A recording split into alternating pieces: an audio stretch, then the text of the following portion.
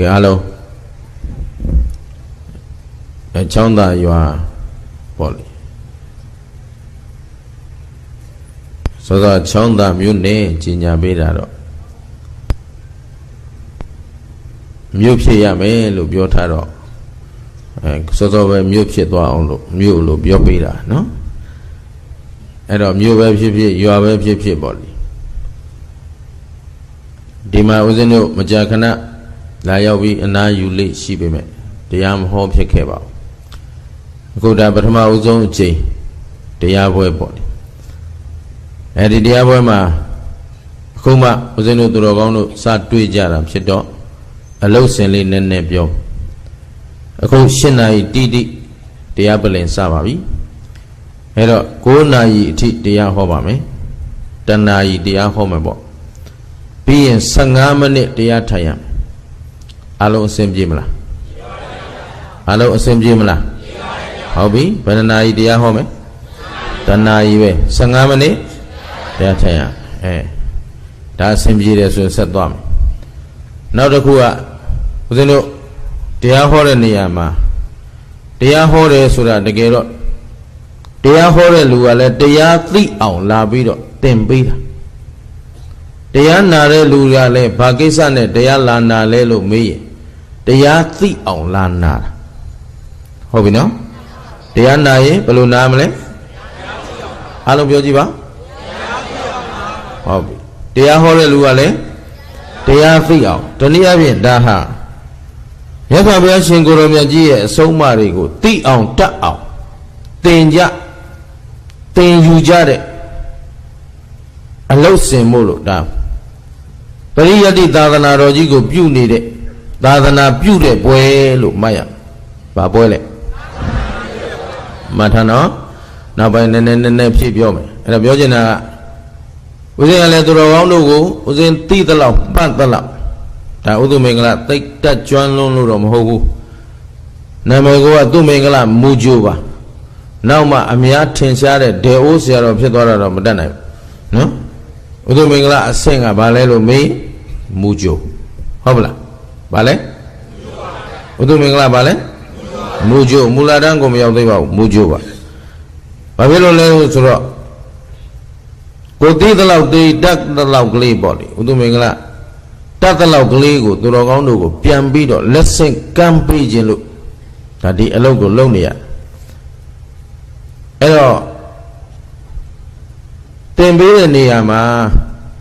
ကိုတပည့်တွေကိုစီတရားလာနာမဲ့ပုဂ္ဂိုလ်တွေဓမ္မချစ်ခင်တဲ့ပုဂ္ဂိုလ်တွေဟာဘယ်အဆင့်ဘယ်အတန်းရောက်ပြီလဲဆိုတာသိမှသင်တန်းကသင်လို့ဖြစ်မှာဟုတ်အဲ့တော့သူတော်ကောင်းတို့ကဦးဇင်းမေးရင်သိရင်သိတယ်မသိရင်မသိဘူးပြန်ဖြေပေးပါနော်မေးရင်ဘာလုပ်ရမလဲအားလုံးမေးရင်ဟုတ်ကဲ့ပါဇက်ကြီးတွေပိတ်မနာနဲ့နော်နည်းနည်းလေးချမ်းတယ်អော်လိုက်နွေးသွားမှာပေါ့နော်မေးရင်ဘာလုပ်ရမလဲနည်းနည်းတိုးလာပြီโอเคရပြီဒီလောက်ဆိုဖြစ်ပါပြီအဲ့တော့ဦးဇင်းတို့စမယ်ပထမဦးဆုံးစမေးရအောင်ဗုဒ္ဓဘာသာဆိုတာ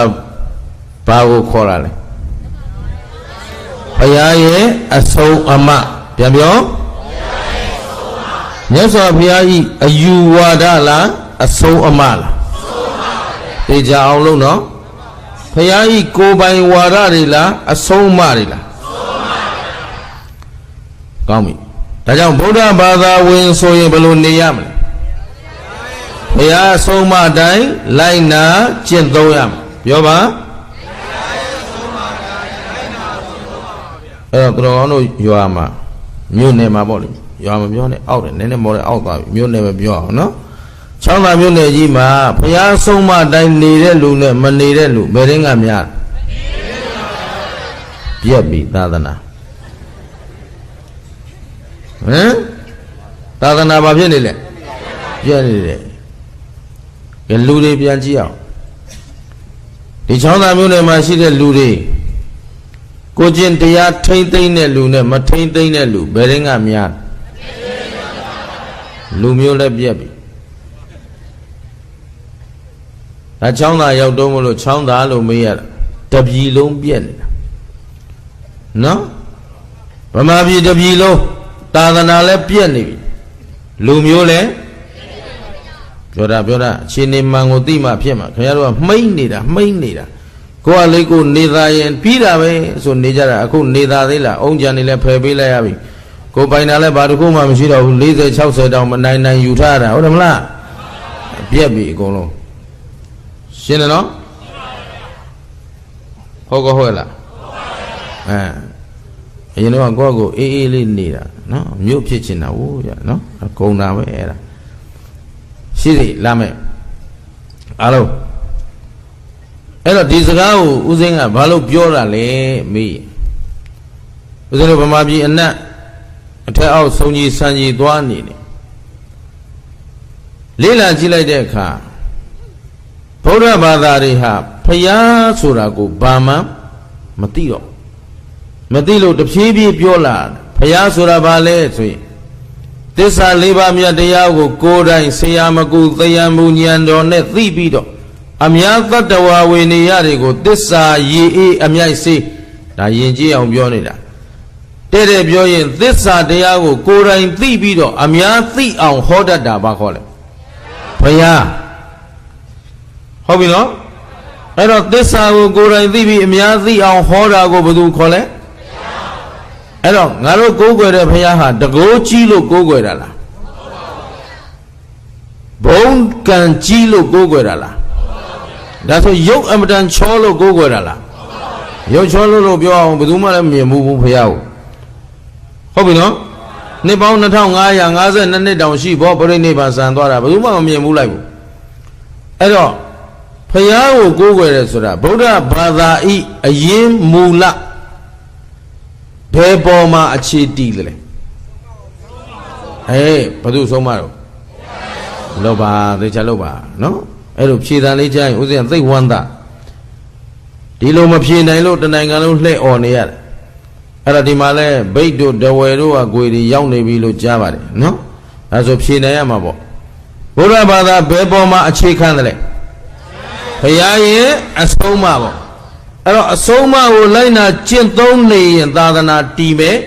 ကျင့်သုံးမှုမရှိတော့ရင်သာသနာကွယ်မယ်တေချာလို့ဗုဒ္ဓအဆုံးအမကိုကျင့်သုံးတဲ့လူမရှိတော့ဘူးဆိုရင်ဘိဒကသုံးပုံကိုကြောက်တဲ့အခရာရွှေပေလွာပေါ်မှာကြိုက်သလိုတင်ထားဘုရားအဆုံးအမနာခံကျင့်သုံးတဲ့လူမရှိတော့ဘူးဆိုရင်သာသနာကွယ်ပြီအဲ့တော့အခုကျင့်သုံးသူနည်းပါးလာတယ်ဆိုတာသာသနာဘာဖြစ်တာလဲပြက်နေတာမကွယ်သေးဘူး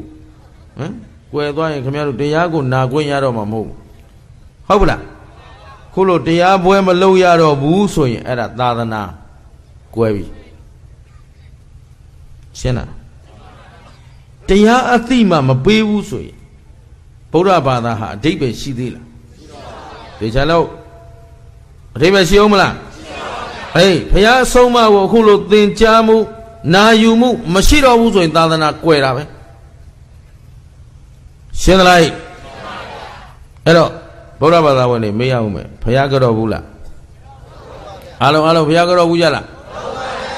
ဘုရားဘာကြောင့်ကြောက်လဲများမှစီယုံရေးဆင်မထပဲနော်အဲ့ဒါခက်တာပဲအဲ့ဒါသုတ္တဝါအရိယသာဝကောနဲ့အသုတ္တဝါပုထုဇနောအဲ့ဒါကွာအကြမ်းမြင်ရှိတဲ့လူနဲ့အကြမ်းမြင်မရှိတဲ့လူအရေးပေါ်တော့သူတို့အမြန်လှုပ်ထားတာဒါပေမဲ့တရားပြန့်ပွားမှုကနည်းနည်းလေးနှေးနေတော့အချိန်မီသူတို့မဖြေနိုင်ကြဘူး60ကျော်80ကျော်ကြီးတွေသတိချသမ်းမှာမေးဘူးတဲ့မေတို့ဖေတို့ဘုရားဘာလို့ကြော့ဘုရားမို့လို့ကြော့တာပေါ့ဟမ်တော်ကြတာတကိုးကြီးလို့လားဘုရားကိုကြော့ရတာတကိုးကြီးလို့လားဘုံကံကြီးလို့လားကဲတင်ရှင်မို့လို့လား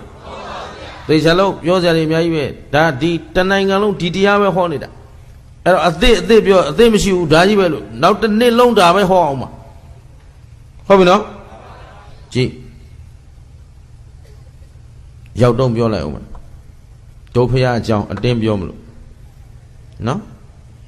ဖရာတကဖရာထဲမှာဖရာမို့လို့ကြောရတာလို့ဆိုရင်ဖရာကအများကြီးရှိတယ်ခရစ်ယာန်ကလည်းဖရာပဲမွတ်စလင်ကလည်းဖရာပဲ ဟာဗြဟ္မာကြီးတွေကဗြဟ္မဏအနွယ်ရလဲသူတို့ဗြဟ္မာကိုဖျားဖြစ်ကိုးကွယ်တာအဲ့တော့ဖျားနဲ့လုံနေတာတွေအများကြီးမရှိဘူးလား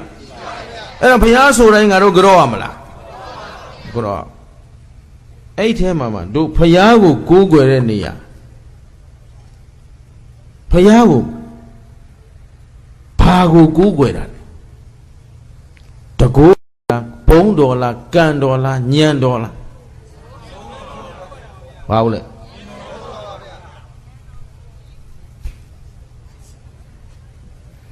အဲ့လိုမလိမ့်တပတ်လျှောက်လို့လိုက်ဘယ်လိုက်လို့လိုက်ရမှာမသိတော့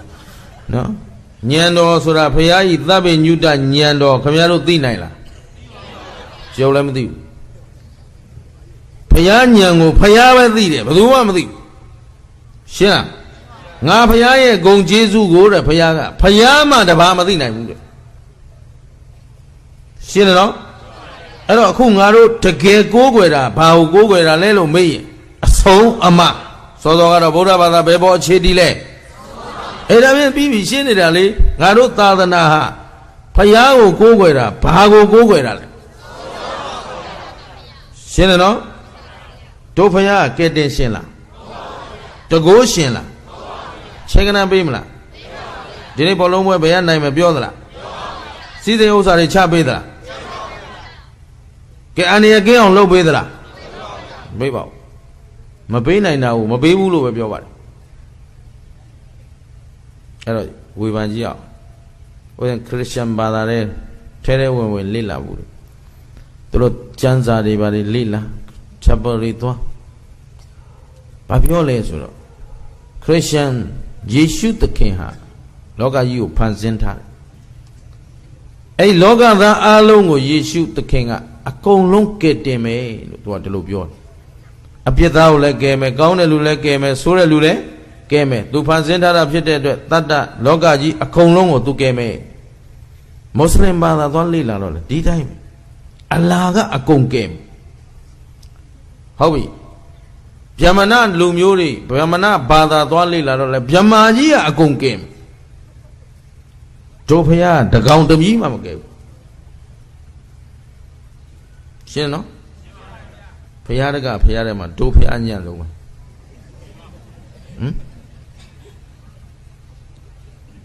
ရောင်ဝါဘာသာထဲမှာတို့ဘာသာမပါဘူး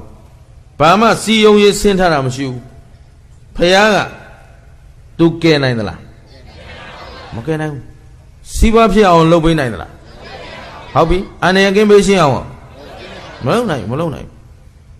ရားကအောင်ဖွာဘာဖြစ်စေညာဖြစ်စေလုပ်နိုင်သလားစီပါဥစ္စာတိုးတက်စေသတည်းရသလားကိုယ်စိတ်နှဖျားချမ်းသာစေသတည်းမရဘူးဒါဖြင့်တို့ဖះကိုဆက်ပြီးကိုးကွယ်တဲ့မကိုးကွယ်တဲ့မရအောင်ပါပြောင်းရင်ပြောင်းအားလုံးပြောင်းကိစ္စမရှိဘူးအရေးချင်းမရှိတဲ့ဗုဒ္ဓဘာသာမလိုချင်တော့နော်အရေးချင်းမရှိတဲ့ဗုဒ္ဓဘာသာတွေကြောင့်ဗုဒ္ဓဘာသာကိုဘယ်သူကမှလာမဖြစ်ဘူးဗုဒ္ဓဘာသာဝင်နေရဖြစ်တယ်ရှင်းလားဘုရားကငါဘုရားသာသနာဘယ်သူမှဖြစ်မှာမဟုတ်ဘူးတဲ့ငါတပည့်တွေကဖြစ်မှာပဲတဲ့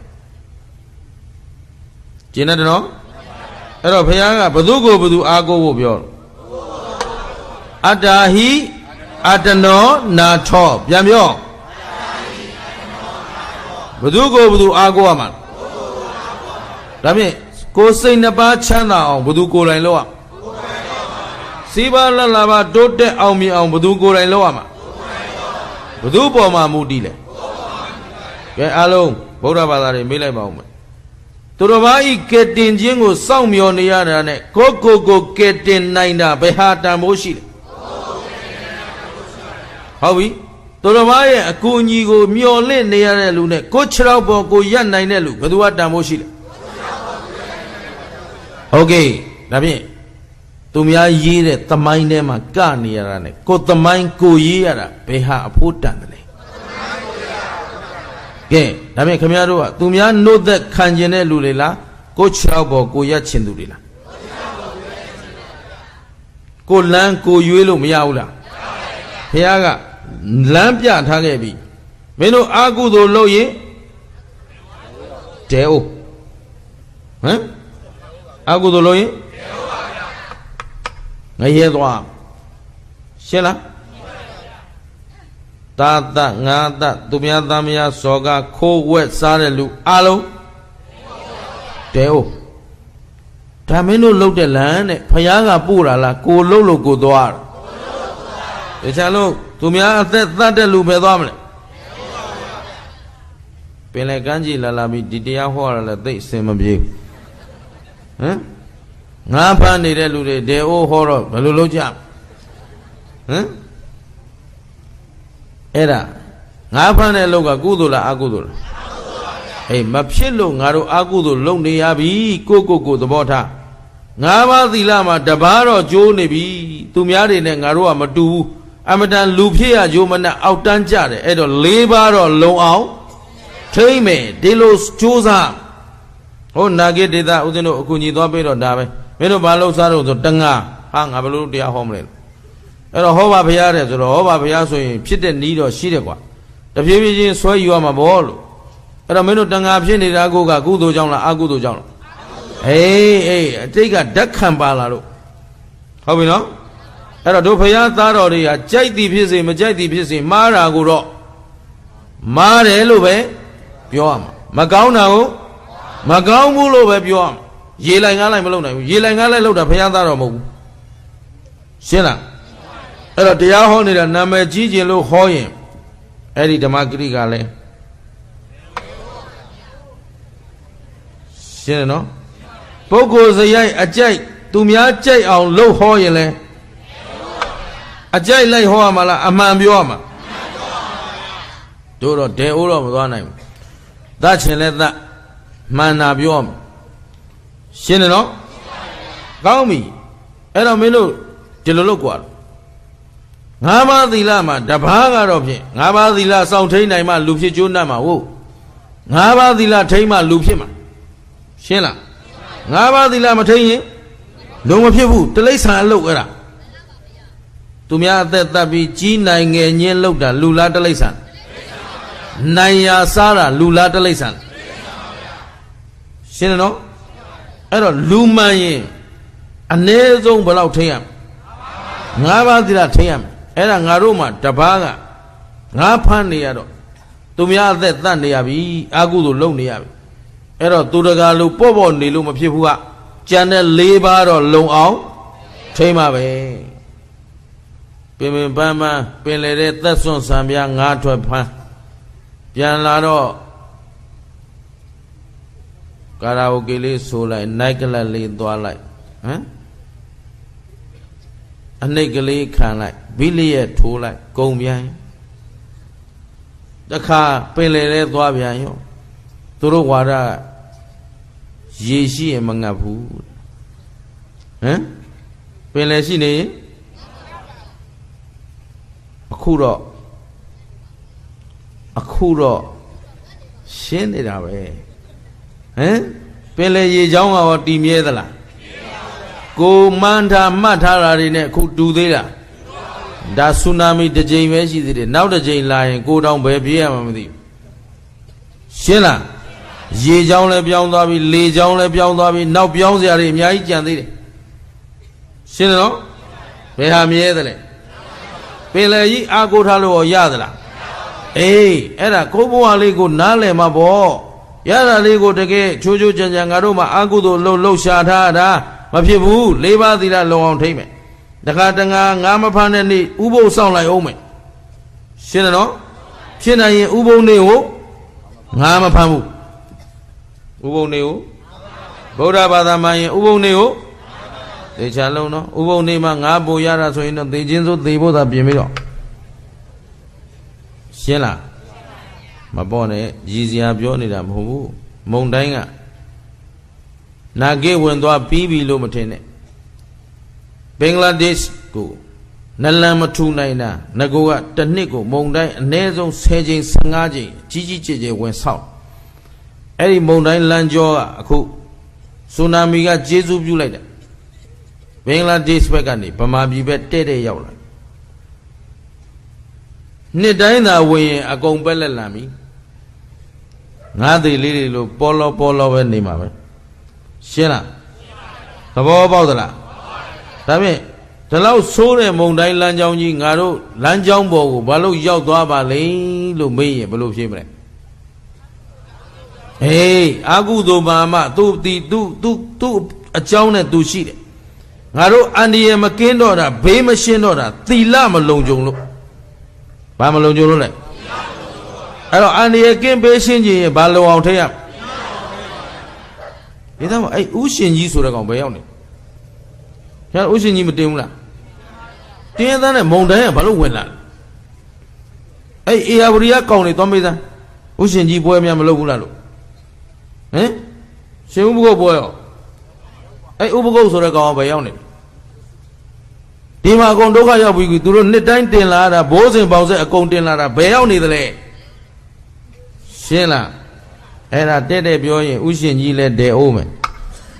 ဥပကုတ်ကမရှိဘူးငကိုကလေးမရှိတာစိတ်ကူးရင်ဇလန်းရှင်းတယ်နော်ရှင်ဥပကုတ်ဆိုတာတို့ကယဟန္တာလို့ပြောတယ်ယဟန္တာဆိုတဲ့အမျိုးဟာမိမိမူလသက်တမ်းထက်လွန်ပြီးနေလေမရှိဘူးတခါဝိနည်းတော်ကိုအသက်နဲ့မြထိမ့်သိမ့်သွားပြီဖြစ်တဲ့အတွက်မွန်လွဲမှဆွမ်းစားတဲ့အလုပ်မျိုးလဲမလုပ်ရှင်းလားဒီနှစ်ချက်ကြည့်လိုက်တာနဲ့ပြီးတယ်သာသနာစောင့်နေတာလည်းပြောသေးတယ်ဗုဒ္ဓဘာသာဝင်တွေဒုက္ခရောက်နေတာဒင်းကကြီးပြတ်သားကနေထွက်မလာနိုင်ဘူးရှင်းတယ်နော်တကယ်စောင့်ရတာသာသနာဘယ်သူစောင့်တန်ခါဆိုတာလဲတန်ခါအမှန်ကစောင့်တာအမှားမစောင့်နိုင်ဘူးခုတန်ခါဘက်ကလည်းပြည့်နေတယ်ပါတယ်တန်ခါဘက်ကလည်းဆရာဘက်ကလည်းပြည့်တယ်တကာဘက်ကလည်းဘယ်နာကောင်းလို့တန်ခါဘက်ကကြည့်တော့လဲဘေရင်ဖုံကြီးခြေဖုံကြီးဓာတ်ဖုံကြီးနတ်ဖုံကြီးဆေးဖုံကြီးရှင်းနော်ဒါသာသနာမှာဖြစ်နေတယ်အဲ့ဒီအလုပ်တွေနဲ့ဘုန်းကြီးနဲ့ဆိုင်သလားတန်ခါနဲ့ဆိုင်သလားတန်ခါအလုပ်ကအခုလို့တရားဟောမယ်တရားပို့ချမယ်တရားကျင့်မယ်နှစ်ခုပဲရှိတယ်ရှင်းသလားစာပေသင်အားပို့ချခြင်းတရားဟောပြောပို့ချခြင်းဆိုတဲ့ပရိယတ္တိဂန္ဓဒုရနဲ့မိမိကိုယ်တိုင်တရားကျင့်ကြံအားထုတ်ခြင်းဝိပဿနာဒုရဒီနှစ်ဖြာပဲရှိတယ်ရှင်းတယ်နော်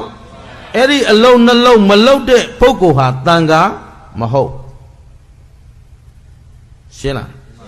အားလုံးဘုသူအဆုံးမအောက်မိုင်းနေရဘုရားရဲ့အဆုံးအမဘုရားရဲ့အဆုံးအမတိုင်းမကျင့်ကြံတော်ဘူးဆိုရင်တန်ခါထဲမှာမပါရှင်းမလားရှင်းသလားသဘောပေါက်သလားအရင်ကြည့်တယ်သာသနာဘောင်ထဲဝင်လာပြီဆိုကြတဲ့သာသနာတာဝန်နဲ့ရထိုင်ရစာပေသင်ယူပို့ချမလားကိုယ်တိုင်သင်ယူမလားသူများကိုပို့ချမလားတဲ့တခုဒါမှမဟုတ်သင်ယူပို့ချသင်ယူပြီးသားတရားတွေကိုမပို့ချတတ်ရင်ကိုယ်တိုင်ကျင့်ကြံမလားဒီနှလုံးမှတန်ခါမှာလည်းဂိုင်းလည်းမရှိဘူးကဏလည်းမရှိဘူးဒါမို့လာမေးတယ်ရှင်ဘုရားဘယ်ဂိုင်းလဲတဲ့ငါဂိုင်းမဟုတ်ဘူးပင်စီလို့ဂိုင်းဆိုကြိုးကြမှာပေါ့ဗျာရှင်းလားဂိုင်းကဏမရှိသောကြောင့်တန်ခါတမ္မဂောဟိတန်ဂောတမ္မကစီလုံးချင်းညီညွတ်ခြင်းနဲ့အတူဘုရားကြီးဆုံးမအောက်မှာတသွေးတဲ့တသားတဲ့တယောင်နဲ့အကျင့်တစ်ခုတည်းနဲ့ယက်တီနေလို့ဘာခေါ်လဲတန်ခါဂိုင်းခွဲလိုက်ရင်တန်ခါမဟုတ်တော့ဒေဝရဘာလို့မြေမြူသွားလဲဂိုင်းခွဲလို့မြေမြူတာရှင်းလားတန်ခါဂိုင်းခွဲလို့ဒေဝရမြေမြူတယ်အဲ့တော့ဒုသာသနာမှာဂိုင်းဆိုတာမရှိဘယ်သူအဆုံးမတိုင်းနေရကျင့်သလား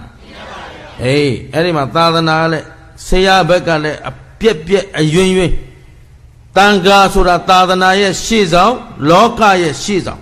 တို့ဘုရားရှင်ကိုယ်တော်မြတ်ကြီးသည်လောကဝိဒုလို့ခေါ်တယ်ဗါလဲလေလောက၃ပါးရဲ့ဆရာဟုတ်ပြီနော်အဲ့ဒီဆရာရဲ့တပည့်တွေဟာလဲလောကရဲ့ဘာဖြစ်ရရှေ့ဆောင်ဖြစ်ရအဲ့ဒီရှေ့ဆောင်ကိုယ်တိုင်ချဲထိုးနေတယ်ဆိုရင်တော့အဲ့ကြောင်သွားကိုမသွားနဲ့ရှင်းလားဘုန်းကြီးကြောင်သွားချဲသွားရောင်းတဲ့လူလဲသာသနာပြုလားသာသနာဖြက်လား ခါတဲ့ကာပြစ်ခဲ့မှဖြစ်ရှင်းတယ်နော်ဘုန်းကြီးကျောင်းချဲသွားရောက်တဲ့လူဟာသာသနာပြည့်ဘေရင်သွားမေးတဲ့လူဘေရင်နဲ့တန်ခါနဲ့လည်းမဆိုင်ရှင်းလား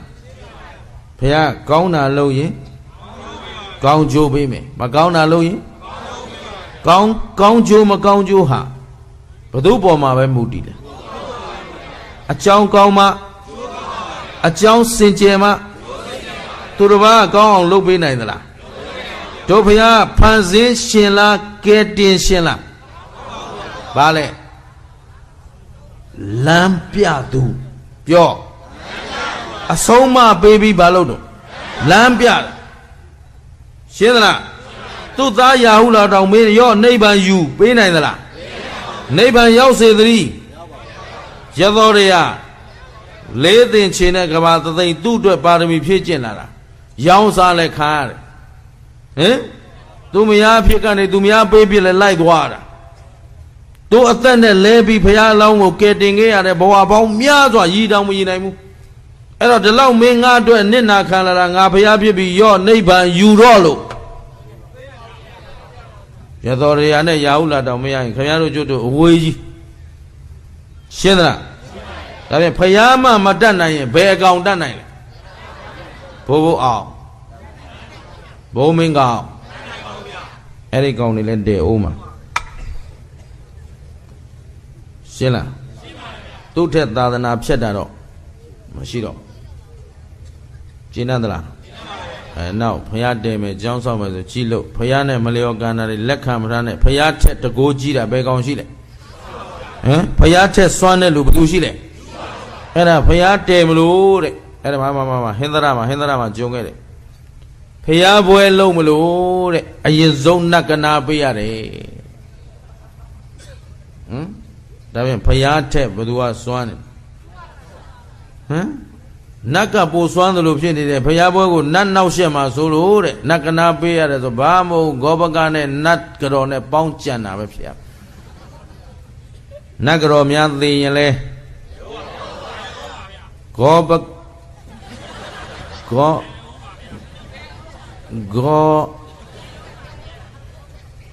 ဘကလည်းတလုံးချင်းပြန်ကြည့်တယ်ကိုကြက်တလို့ပြန်ကြည့်ဂောဆိုတာဂောပါပဲရှင်းသလားတို့တော့စာမတက်လို့မပြောတော့ဂောဆိုတာဂောပါပဲကျင်သလားသာသနာပြုကြမှာလားဖြတ်ကြမှာလားတေချာလို့သာသနာပြုမှာလားဖြတ်မှာလားအဲ့ဒါစီးပွားရေးမကောင်းလို့နတ်တင်လိုက်အောင်မယ်ဆိုတော့ဘုရားထက်နတ်ကစွမ်းသလားအဲ့ဒါကိုမေးပြီးမှလုပ်ပါဘုရားကတောင်မပေးနိုင်ဘူးဆိုရင်သူတို့ပေးနိုင်မလားဘုရားကတောင်မကယ်နိုင်ဘူးဆိုရင်သူတို့ဟောတယ်မကြီးဒါကြီးအလကားထောင်ထားတာမဟုတ်ဒါပါကြီးတို့ဒါပါကြီးတို့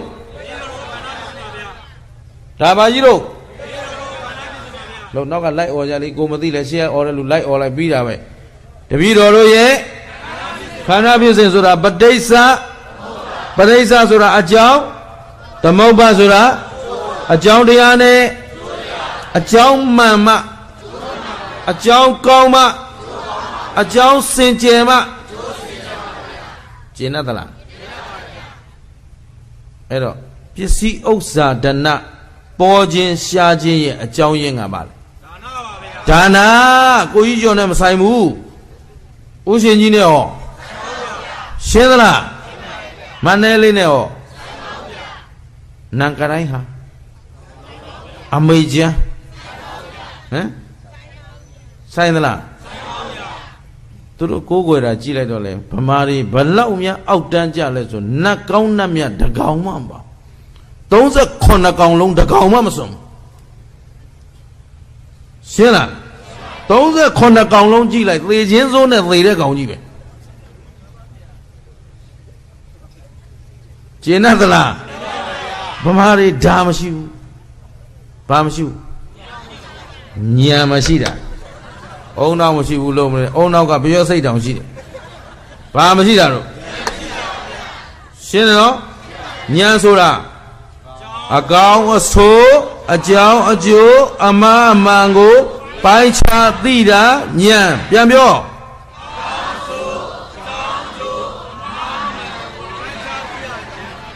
ရှင်းတယ်နော်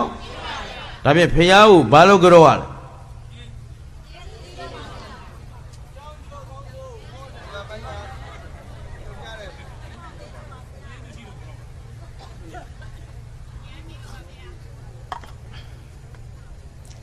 ဒီလူအုပ်ကြီးနဲ့ဒီလောက်ကလေးဖြေနေတာအားရစရာကိုမရှိဘူးနောက်ကလည်းလိုက်မလာဘူးနော်မှတ်ထားဒီမေကွန်းမေးလိုက်လို့ခမည်းတော်ကိုယ်တိုင်ကိုအသိဆုံးကိုယ်တိုင်သိပြီးမဖြေနိုင်ဘူးဆိုကြတဲ့ငါတို့ဗုဒ္ဓဘာသာအဖြစ်ကမှန်သေးရလားစာအုပ်ထဲမှာပဲဗုဒ္ဓဘာသာရှင်ထဲမှာဗုဒ္ဓဘာသာမရှိဘူးဒါကြောင့်သာသနာပြက်နေပြီလို့ပြောဒီမေကွန်းမေးရတိုင်းဦးစင်ဝမ်းနေတယ်မေးကြည့်တယ်အထက်ဟိုးအထက်ကနေအောက်ထိခုမြေကြီးနားကနေအောက်ဆုံးသွားတယ်ဘိတ်ကနေခုပြန်တက်လာတယ်ခုအလေကောင်ရောက်နေပြီနော်အလေကောင်ရောက်ပြန်တော့လဲဒီမေကွန်းမေးမဖြေနိုင်ဦးစင်တို့မှာဘာဖြစ်လဲစိတ်ထဲမှာစိတ်ဆင်းရဲပြီးတော့ဩငါသူတို့လှူတဲ့ဆွန်းကိုဆက်စားသင့်သေးသလားအဲ့ဒါအောင်းမိတ်မိတယ်ဒီမှာသံဃာတွေကိုဒီလူတွေကလှူထားရတာဟိုနာဂစ်ဒေသသွားကြည့်လူတွေကတဲကုတ်တော်မှာဒဏီမိုးထယံကဘွက်တွေထဲမှာသံဃာတွေကိုစောက်ပေးထားတဲ့ကျောင်းကြီးတွေကဟိတ်လို့ဒီကကယ်ဆယ်ရေးဆိုသွားတဲ့လူကအံ့ဩနေတယ်ဘုန်းကြီးဒါလေးသွတ်မိုးပေးမယ်ဆိုအဲ့ဒီဟာသွတ်မိုးရင်ကိုသွတ်က900 1000ကုန်မှငါမတတ်နိုင်ဘူးဟမ်ကျောင်းကြီးတွေကိုဟိတ်နေတာပဲစောက်ပေးထားတာဝတ်စရာသင်္ကန်းမပူရဘူးစားစရာဆွမ်းမပူရဘူး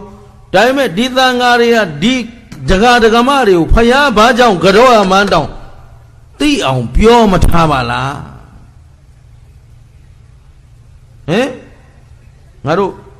ဒီဆွမ်းဆက်စားသင့်သေးသလားလို့ကိုဒီလိုအောင်းမိဒီသင်္ကန်းကိုဆက်ဝတ်ဖို့သင့်သေးသလားကိုကျေးဇူးရှင်တွေအပေါ်မှာဘာမှမပေးဆက်နိုင်ပါလားလို့ကိုအမတန်ဝမ်းနေပါလေရှင်းသလားတာဝန်မကြည့်ဘူးအဲ့တော့ခေတ်အဆက်ဆက်ကချွတ်ယွင်းလာတဲ့အချက်လားငါတို့ခေတ်ကြမှာညံ့လာတော့မပြောတော့ဘူးပြက်နေတာတော့သိကြပြီရှင်းသလားအလုံးမှတ်ထားနောက်ကိုသားစင်မြေးဆက်ဥသုမင်္ဂလာဒီမေးခွန်းကိုအဖေကိုမေးဘူးတဲ့ခမဲတော်ကြီးကျုပ်တို့ကဖယားကိုဘာလို့ကြောက်ရတာလဲလို့ဆိုတော့ခမဲတော်ကြီးကဖြေပါတယ်ဖယားမို့လို့ပေါ့ကွာရှင်းတယ်နော်အေးဖယားမို့လို့ဆိုကျုပ်ကခရစ်ယာန်ဖယားယေရှုလည်းကြောက်ရမယ်အလာလည်းကြောက်ရမယ်ဖယားတိုင်းအကုန်လိုက်ကြောက်ရမလားလို့မေးလိုက်အဲ့လိုတော့မဟုတ်ဘူးပေါ့ကွာတဲ့ဒါဖြင့်ဘာကြောင့်ကြောက်ရလဲအဲ့တော့ငါလည်းမသိဘူးရှင်းတယ်နော်ဂုံတော်ရီမန်းနဲ့ဘာညာမပြောပါနဲ့တကယ်ဖယားဘာကြောင့်ကြောက်ရလဲဆိုတာအဖြေတစ်မျိုးတည်းပဲရှိတယ်ကျေးဇူးရှိလို့ကြောက်ရတာပြောရှေ့ကဖြေနေတာအမှန်ဒါပေမဲ့သူတို့ဖြေတာလောက်နဲ့မတင်းတိမ်လို့ခမရတို့မေးနေတာမဖြေနိုင်ကြလို့ပြောရရှက်เสียမကောင်းဘူးလားအမတန်ရှက်เสียမကောင်းဘူးလားရှက်เสียလည်းကောင်းသလိုကြောက်เสียလည်းကောင်းနေပြီဘာသာကွယ်တော့မယ်ဖျားပြောင်းနေပြီခင်ဗျားတို့ရှင်းလားစေရီကြီးပဲရှိတယ်ဖျားမရှိဘူးဟင်ဖျားဆိုတာဘယ်ထဲမှာရှိရမှာဘယ်ထဲမှာရှိရပါလဲရှင်းသလားဒါမို့လို့ဖျားကိုစင်တုကွယ်တယ်တဲ့ကျေးဇူးရှင်လေဒီဆရာတော်ဘုရားကြီးပြောသွားဖျားကိုဖျားတို့ဘယ်နောက်လိုက်နေတာစင်းလုံးနောက်လိုက်နေတာဟိုနားကဖះကြောက်ညီနောင်နားကဖះကြောက်မောင်နှမနားကဖះဟင်ဟိုသဲပြူကျွန်းကဖះကုန်းပေါ်ကရေတဲ့ကဖះရေလေကဖះပေါ်တော်မူဖះရှုပ်ချက်ကိုခတ်နေပမာပြီလိုက်ကြည့်လိုက်ဖះတွေကိုစုံနေတာဒါပေမဲ့သူတို့ယင်ထဲမှာမပြောက်နေကျင်းတလားအဲ့တော့အပြင်ကဖះနဲ့ယင်ထဲကဖះဘယ်ဟာအရေးကြီးလဲတော့ဥဒ္ဓမင်္ဂလာကိုပြောတယ်ရှင်ပြားတဲ့အခုမော်ဘီမှာကျောင်းတက်တင်နေတော့တဲ့ဖျားတဲအောင်မလားတဲ့ကျောင်းထဲမှာတဲဘူးလို့ ဘာဖြစ်လို့လဲဖရားတဲ့ငါနေတိုင်းတဲနေတာဖရားတွေကိုရီးကိုမရီးနိုင်ခုဘာလုပ်နေတယ်ထင်တယ်ဘယ်မှာတဲနေတာခုတရားနာပိဋက1000ရှိရင်အစု1000ဗျာဟမ်2000ရှိရင်ဟိုးဟင်္ဒရာတို့ဂျုံပြောတို့ဘိတ်တို့ဒဝဲတို့တရားနာသိမ့်ချီရှိတယ်2သိန်း3သိန်းဟာတညာရဲတဲတာအစုပေါင်း3သိန်းရှင်းလားဘယ်ထဲမှာကိန်းဖို့လဲဟိုအာဖဂန်နစ္စတန်ဂျာဘာဂျွန်နောက်ဆုံးအီတလီအထိအဲ့ဒီခန္ဓာယာကြီးတစ်လျှောက်လုံးကတစ်ချိန်လုံးကဗုဒ္ဓဘာသာထွန်းကားခဲ့တဲ့အရာဗုဒ္ဓဆင်းတုတော်တွေအခုချိန်ထိအထင်ရှားရှိဒါပေမဲ့အဲ့ဒီမှာဗုဒ္ဓဘာသာဝင်တယောက်မှမရှိတော့အဲ့တော့ဆင်းတုတော်လေးတွေဟာသူတို့စီမှာဘာလို့လဲလက်ကောင်းတဲ့အယုတ်ဆိုပြီးအဲ့ကန်းထဲမှာခြာထားတယ်တွေ့တဲ့မိမအကောက်ထိုင်တယ်ရှင်းတယ်နော်သူတို့ဘာပြောက်သွားတယ်ဖျားပြောက်သွားတယ်ဆင်းတုပြောက်တယ်လားဘာပြောက်တာဒါဖြင့်အပြင်မှာရွှေရောင်ဝင်းနေုံနဲ့သာသနာထွန်းကားတယ်ပြောလို့ရွှေစေတီကြီးတွေဟိတ်နေုံနဲ့သာသနာထွန်းကားနေတယ်ပြောလို့ဘယ်ထဲမှာရှိရမှာကျေနပ်သလားပြောဖျားကိုဘာလို့ကြောက်ရလဲဖျားကျေးဇူးငါတို့မှာရှိမရှိဟာရှိတယ်ဘာကျေးဇူးရှိလဲအဆုံးမသိချလို့အမလေးသင်ရတာအခြေခံကိုဒါမှမူကြိုဆရာလို့ပြောတာရှင်းလားသဘောပေါက်သလားအာမလေးတပည့်မူကြိုတပည့်ဟောမှာတော့မူကြိုဆရာပဲဖြစ်နိုင်တယ်တက္ကသိုလ်ဆရာမဖြစ်နိုင်ကိုယ့်အကိုမူကြိုတပည့်တွေဟောပြီးတက္ကသိုလ်ဆရာလုပ်ခြင်းလဲကိုယ့်အကိုလုပ်ယုံရှိရပဲယူလို့လုပ်တာလို့ပြောရမှာရှင်းလားတခါလေးကဘယ်အဆင့်မှာပဲရှိဘုရားဘာကြောင့်ကြောမှတော့မသိတဲ့ဟာတွေမူကြိုတောင်မှ entrance မအောင်သေးဘူးရှင်းလားဒါပြန်ပြောဘုရားကိုဘာကြောင့်ကြောရလဲโอเคဘုရားကျေးဇူးတို့မှာပါရှိတယ်အဆုံးမတွေရတဲ့အတွက်ဘာတွေကျေးဇူးများသလဲမေးရင်အကောင်အဆိုးပိုင်းခြားသိရတယ်ဒီထက်တန်ဖိုးရှိတာတော့မရှိတော့လူဖြစ်ခိုက်မှာလူဘဝရဲ့အနှစ်သာရတစ်အကောင်ဆိုးသိရမယ်။ဘာသိရမလဲ။အကောင်ဆိုးဆိုတာကုသိုလ်ဆိုတာဘာလဲ။လောဘဒေါသမောဟမပါတဲ့အလုပ်ဟာသေချာလို့ကုသိုလ်ဆိုတာကောင်းမှုဆိုပြီးရောင်ဝါးလုပ်ခဲ့လို့ပျောက်တော့မယ်သာသနာရှင်းလားသဘောပေါက်သလားမလေးကုသိုလ်ဆိုတာဘာလဲလောဘဒေါသမောဟမပါတဲ့အလုပ်ဟာအကုသိုလ်ဆိုတာလောဘဒေါသမောဟပါတဲ့အလုပ်ဟာနေ့စဉ်ကာယကံဝစီကံမနောကံကံဘယ်နှပါလဲကျင်းတယ်နော်အဲ့ဒီသုံးပါးမှာလောဘဒေါသမောဟပါရင်မပါရင်မသိရဘူးလားဘယ်သူပြောလို့ကျေးဇူးရှိမရှိတစ်ချိန်လုံးကတသံတရားလုံးသိခဲ့သလားကြည့်လေးတွေမှာမသိတာကအဲ့ဒီကစတာရှင်းသလားမသိတဲ့အဝိဇ္ဇာဆိုတာဘာမသိတာလဲမေးရင်အကောင်အဆိုးအကြောင်းအကျိုးအမှားအမှန်ဘိုင်းချမသိဘူးအကောင်မှလည်းမသိဘူးအမှားမှလည်းမသိဘူးဒါတချို့ကပြောသေးတာအဝိဇ္ဇာဆိုတာကောင်းတာမသိဘူးတဲ့မကောင်းတာတော့သိတယ်ဒီလိုမဟုတ်ဘူးမကောင်းတာသိရင်ကောင်းတာလည်းသိပြီးသားဟမ်ဒီမှာလေလက်ကလေးနှချောင်းထောင်ပြမှတ်မိမှာပေါ့ဟမ်လက်ကလေးနှချောင်းဒါဘာနဲ့ပါလဲလက်ညှိုးနဲ့လက်ကလေးတွေ့လားဘယ်ကောင်တိုးနေလို့ဒါပြန်လက်ကလေးကတိုးသလားရှိလားပြောလို့မရတော့ဒါပြန်လက်ညှိုးဘာကြောင့်တိုးရတယ်လက်ကလေးဘာကြောင့်ရှင်ရတယ်ဒါပြန်အတူသိရင်အရှည်သိရင်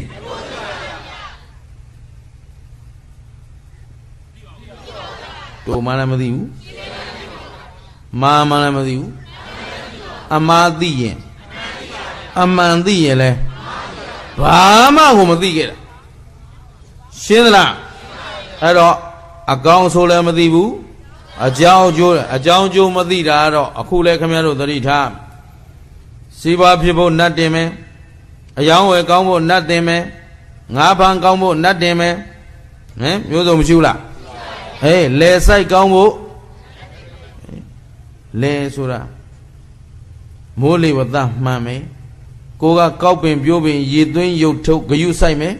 မျိုးကိုစနစ်တကျစီစစ်ပြီးစိုက်မယ်ဂယုစိုက်ရင်အောင်မယ်ဂယုမစိုက်ရင်ပုံးမကြည့်တတ်နိုင်သလားရှင်းနေတာပဲတို့ဗမာတွေကတော့ဘလောက်အားရမအားရသူများ1မိနစ်1စက္ကန့်ကို7လုံးကားတစ်စင်ထွက်နေတဲ့ဟာကိုအဲ့ဒီစက်ကလေးတစ်လုံးသုံးဖို့ကြော်ပွဲတင်ထားရသေးတယ်ဟမ်စက်ကြီးပေါ်မှာပါလဲရှက်ဖို့ကောင်းတာကျုပ်ကကြည့်ရောဒီစက်ဆိုတာလူကလှုပ်ထားတာကိုကနော်ဆယ်စစ်ထားမယ်ပလန်ဂျာစစ်ထားမယ်တခါတည်းစနစ်တကျဂယုစိုက်ထားရင်ဘာမှဂယုစိုက်စရာမလိုဘူးကိုကဘသူကြော်ပွဲပေးတယ်မသိဘူးအုံသီးပေါ်လို့နေမှာပါရှင်းလားအတန်ချက်ဆက်လက်ကြော်ဝဲနဲ့ဟမ်သဘောပါနော်အဲ့ကြော်ဝဲကဘာတတ်နိုင်တော့အဲ့ကြော်ဝဲထိုးထားတာငါမီးရ350လောက်မောင်းလွှတ်လိုက်မယ်တတ်နိုင်သလားရှင်းသလားမကြောင်နဲ့နော်ဗုဒ္ဓဘာသာတွေမြန်မာလူမျိုးတွေကြည်ကြည်ပြီးကျုပ်ကရှက်လွန်းလို့ရှင်းသလားဘသူကိုဘသူအားကိုးရမှာအတ္တဟိကိုဆိုတော့လေဒီခန္ဓာကိုအတ္တဘောကြီးအားကိုးမှာလားဒီအတ္တဘောကြီးကမြဲသလားခန္ဓာဘယ်နှပါးမဲဒါတော့ဖြေနိုင်တယ်နော်ဟိုဖရာဘလို့ကြောအမှန်သာမသိတာ၅ပါးတော့ဖြေနိုင်တယ်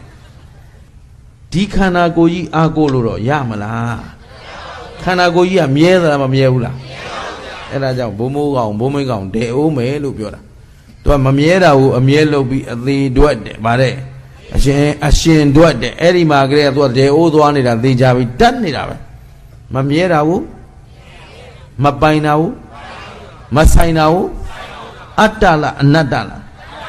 ဘယ်ဟာအစိုးရတော့ကိုတောင်စိုးမရတာသူများသူတို့ကကယ်အောင်မတယ်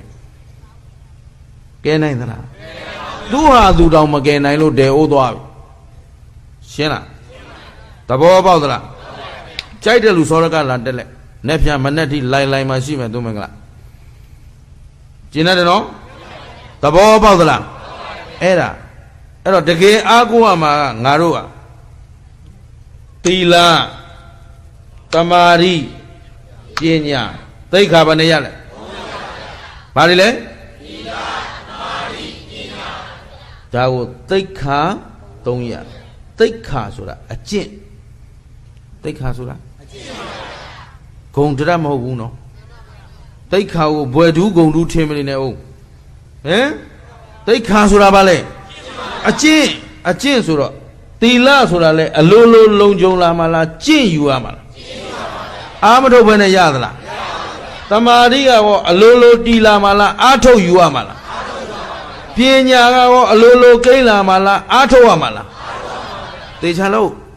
တချို့ကတရားအာထုတ်เสียမလိုဘူးဆိုတဲ့လူတွေရှိသေးတယ်ရှင်းတယ်နော်တရားအာမထုတ်ရင်သူတို့ဘာလုပ်နေမတရားအာထုတ်နေတယ်မှတ်တာတရားအာမထုတ်ရင်ရှင်းသလားလေ့ကျင့်မှုမရှိဘဲနဲ့အာထုတ်လို့ထားပဲတရားတချို့ကပြောသေးတယ်ထိုင်မှတရားလားတဲ့သူမင်္ဂလာလာမေးတယ်ဟုတ်တယ်လို့လျောင်းတိုင်ရသွားအကုန်မရဘူးလားတဲ့ရပါဗျာခင်ဗျာအိတ်အားထုတ်ကြည့်ပါလားအိတ်ပြောသွားမယ်ရအားထုတ်ကြည့်ပါလားလဲမှဆိုးနေတာနဲ့ပြဿနာတက်နေမယ်ရှောက်ရင်အားထုတ်ကြည့်ပါလားဂျိုင်ထဲကြမှာလဲမှဆိုးတာနဲ့ဟိုရိမ့်လိုက်ဒီရိုင်းလိုက်မရဘူးကွာလို့အရင်ထွိန်နေဆင်းရအောင်မယ်ရှင်းလားလာခဲ့ကြိုက်တဲ့ကောင်စောရကလာတက်လိုက်ဘာသာတရားနဲ့ပတ်သက်လာရင်နည်းနည်းမှအဖုံးပဲခံလို့မဖြစ်တော့ရှင်းလားဘာမှကိုယ်တိုင်မလုပ်ချင်ဘူးသူများလုပ်တဲ့လူကိုစောရကလိုက်တက်ပြီးဖျက်ဆီးမဲ့လူပဲများနေတယ်တရားဆိုတာမလုပ်ဘဲနဲ့သီလမဆောင်ထိမ့်မဲနဲ့တီလို့ကျင်းသလားရှင်းရောရှင်းရလားတချို့ကရဟန်းခံရင်လာသေးတာသူနာသူမေတန်ခောဧတာညတ္တိဆိုတာနဲ့220ခုနှစ်သွယ်သောသိက္ခာပုဒ်သူ့မှာတည်သွားပြီတဲ့ဘယ်နည်းနဲ့မှမတည်ဘူးစောင့်ထိန်မှ မထိန်တာတွေအကုန်ကျိုးမယ်အဲ့ဒါမှတ်ထားရှင်းလား120ခုနှစ်သွဲသောသိက္ခာပုတ်တီးသွားတာမဟုတ်ဘူးသိက္ခာပုတ်တာဝန်နေဒီမှာကိန်းသွားပြီယဟန်ဖြစ်နေထိန်ရတော့မယ်လို့တာဝန်ပေးလိုက်တာယာရူးရသွားလားတာဝန်ရတာလားတာဝန်မှမသိယာရူးမှမသိတဲ့လူတွေတော်တော်ဆိုးတာပဲရှင်းလားသဘောပေါက်သလားလောကမှာအဆင့်တန်းမြင့်တဲ့လူမှတာဝန်ယူတတ်တယ်။ပါတယ်လေအဆင့်မရှိတဲ့လူကယာတာဝန်ကိုပါထင်တယ်ယာဒူးထင်တယ်အဲ့ဒါအောက်တန်းစားတယ်လို့ရှင်းလားကောင်းပြီအဲ့တော့ငါတို့ဘာလို့မသိသေးဘူးလေအလကားချထားတာမဟုတ်ဘူးဘာလို့သီလစောင့်ထိန်ခြင်းဟုတ်ပြီနော်သီလဆိုတာသမာဓိဆိုတာတည်ကြည်ခြင်းဖြောင့်မတ်ခြင်းသမာဓိကပညာက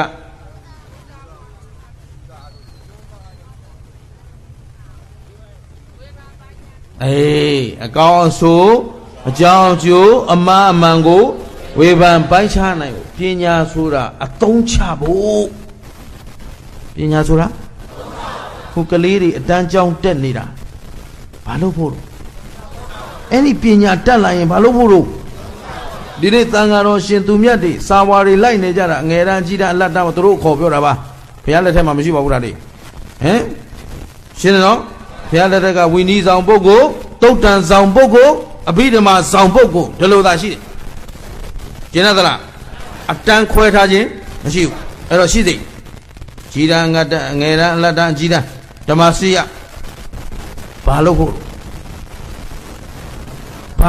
တင်တာတော့အသုံးချဖို့ရှင်းသလား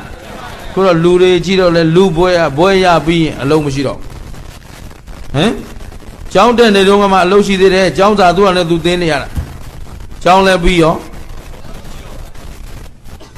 တို့ဘုန်းကြီးတွေဘက်ကကြည့်တော့လဲဓမ္မစီရပြီးရင်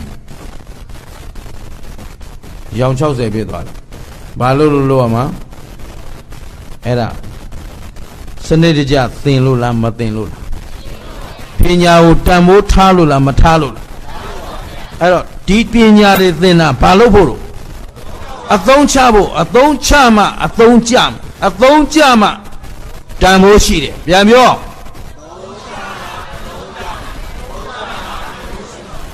အဲ့တော့ကိုလူတဲ့တန်းတဲ့ဟာလဲအသုံးကျအောင်လှူမှအသုံးကျတာလှူမှတန်ဖိုးရှင်းလားတန်ဃာတော်ရှင်သူမြတ်တွေနေတဲ့ကြောင်းပရိယတ္တိပရိပတ်တိမရှိဘူးလားပရိယတ္တိကျောင်းသားကြီးတွေပရိပတ်တိကျောင်းသားကြီးတွေဒါတွေကိုဆောက်လုပ်လူတန်းမှ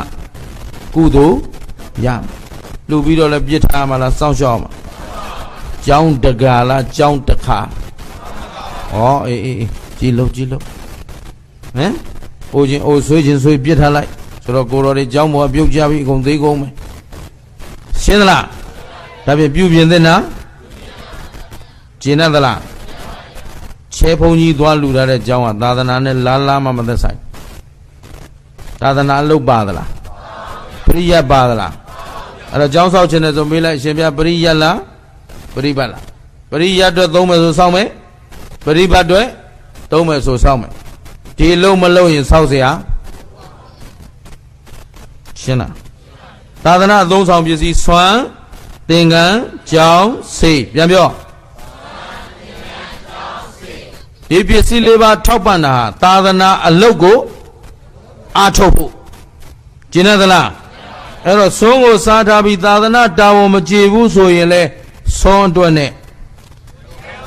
စားတဲ့လူတွေတဲဟုတ်သွားမယ်ပါတယ်ဘယ်လိုလူသွားမလဲပြောလေသိကြအောင်ပြောတဲဟုတ်ကရမ်းပြောလို့မရောက်တဲဟုတ်မှလည်းသစ္စာရှိတယ်နော်အကုန်ခေါ်မှာမဟုတ်ဘူးမစားတဲ့လူမခေါ်ဘူး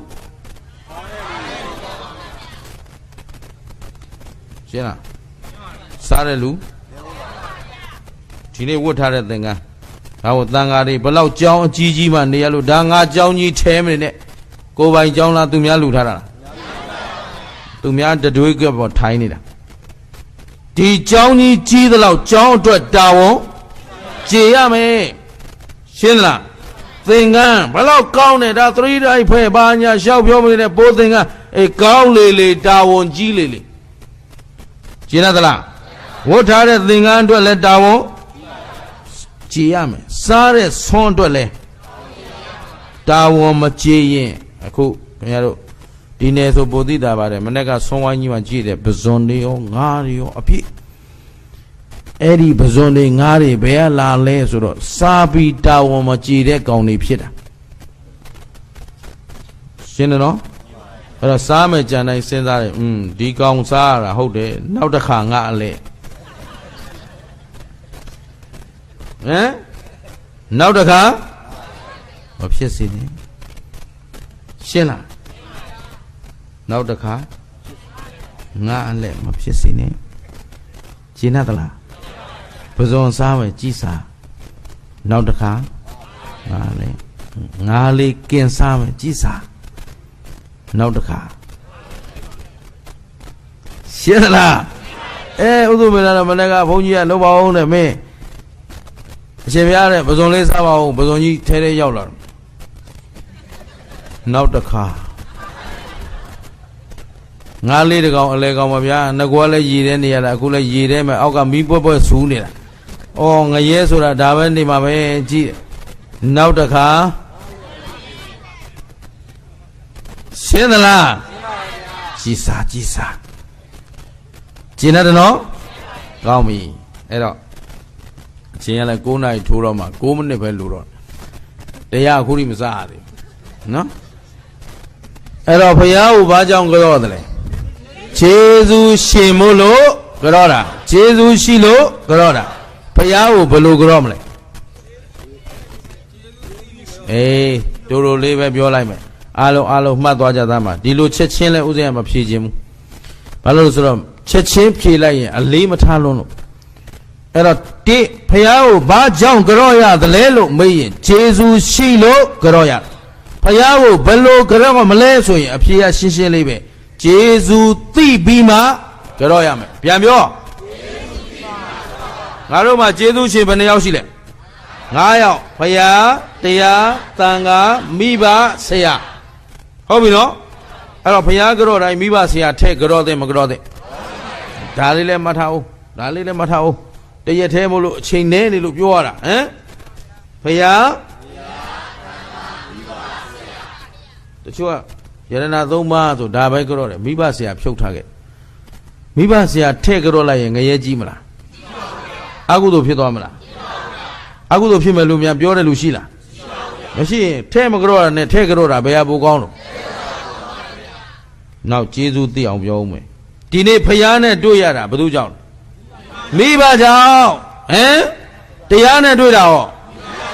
သံဃာနဲ့တွေ့တာဟောဒါဖြင့်မိဘဆရာမှာတို့ကျေးဇူးရှိမရှိဖယားတရားသံဃာမိဘဆရာဘာကြောင့်ကြောရလဲကျေးဇူးရှိလို့ကြောရတာဘယ်လိုကြောမလဲကျေးဇူးသိပြီးမှ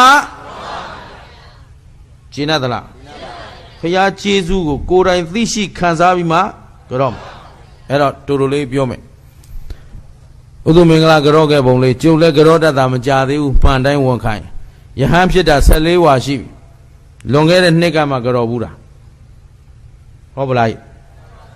ဥဒုမင်္ဂလာ14ဝါ